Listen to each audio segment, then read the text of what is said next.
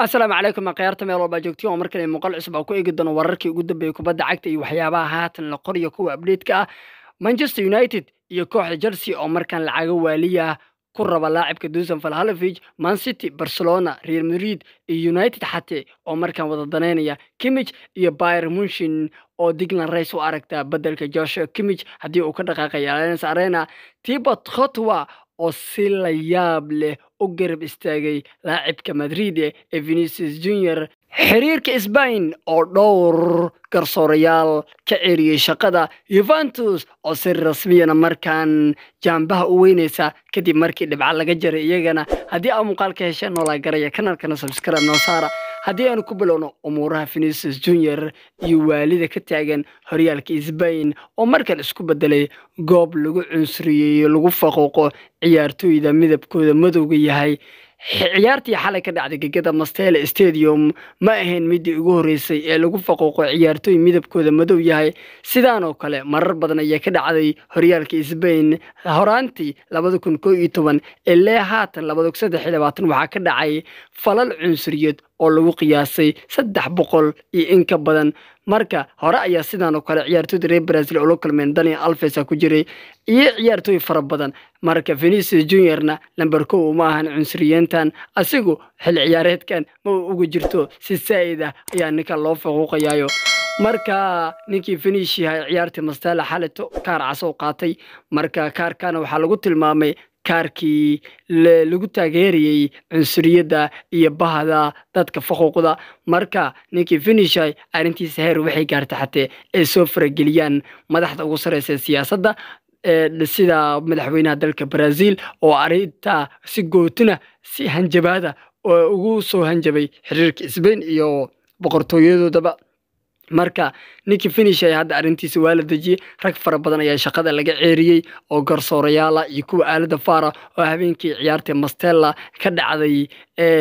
marka ninkii finish ay arintiisa caadi maahan Thibaut Courtois markan si la yaab leh ayuu u garab istaagay saaxiibkiisa isku kooxdiyiin ee lagu magacaabo Vinicius Junior wuxuu yiri ayaantan horyaalka Spain garoomadiisa wuxuu noqday meel ciyaartooyda lagu caayo lagu bahdilo midabkoodana wax looga sheego hadii Vinicius Junior go'aansado inuu si ciyaareynin kulamada La Liga aniguna waxa noqonaya ciyaaryahan garabkiisa oo ma ciyaari doono horyaalka Spain kulamadiisa xitaa hadii garoonka la soo wada galo oo Vinicius codsado inuu baxayo aniguna waa la baxaya ayuu yiri Thibaut Courtois marka Spain arin xasaasi ayaa ka taagan markaano dhanka kale tana rasmiyan Juventus waxa laga jaray 10 dhibcood hore 15 looga jaray kadibna dib ayaa racfaan looga qaatay hadda arinta ayaa dib u soo noqotay markaana Juventus rasmiyan ayaa looga jaray 10 dhibcood iyagu kaalinta labaad fadhiya oo 69 dhibcood iska leh ayaa 10 laga jaray markan waxay u dhaadhaceen booska toddobaad ee horyaalka Serie A sidaana waxay ku waayeen tartanka UEFA Champions League Napoli waa iska koobadeedii booska labaadna Lazio ayaa soo gashay saddexaad Inter Milan AC Milan oo Champions League la aad oo yaa meel wax ka bilowday ayaa markan tiri iga tag jamba ma helay bisway Juventus ayadu marka waa iska umuureeda sidaayo sanadka dambana koobka Conference League iyo Europa League midkood ay ciyaarayaan nimankan kama baxaan fadeexad iyo waa la ganaaxay ma dhameeyaanba markan waxaan eegi doonaa wararkii ugu dambeeyay suuqa kala iibsiga iyo waxyaabaha ugu waaweyn Kimmich ciyaaryahanka la isku wada haysto ciyaaryahanka cid walba daneynayso koox walba u tafaxiidanayso inay soo qaado Bayern Munchen ninka ugu ciyaara qalbada dhexe ninkan waa joker duba ku ciyaaray tare ku ciyaaray sai ote marka laacibkana waxa wada daneynaya kooxa waaweyn Barca ku jirto Real Madrid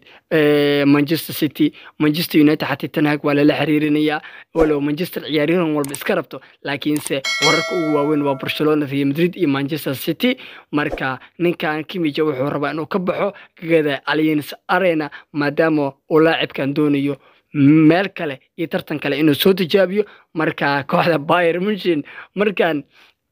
xaaladdu ay ku yar adag tahay oo iyagoo xil ciyaareedkan laga yaabo inay koob la'aan baxaan maadaama DFB boqolkii laga mar hore ka hareen marka horyaalkiina Borussia Dortmund ka hogaaminayso marka ciyaartooyda qaarkood ayaa frustration ku furmayo waxay rabaan in iskaga hayaamaan gegada Allianz Arena iyo horyaalka Bundesliga. Kimmichna ciyaartoydaas ayuu number 1 u yahay walow Bayern Munchen markaan ay raadinayaan bedelka Joshua Kimmich midaan waxay cadeynaysaa laacibkan inuu ka tagi karo geeyada Allianz Arena. dhanka kale tana nimankii Manchester United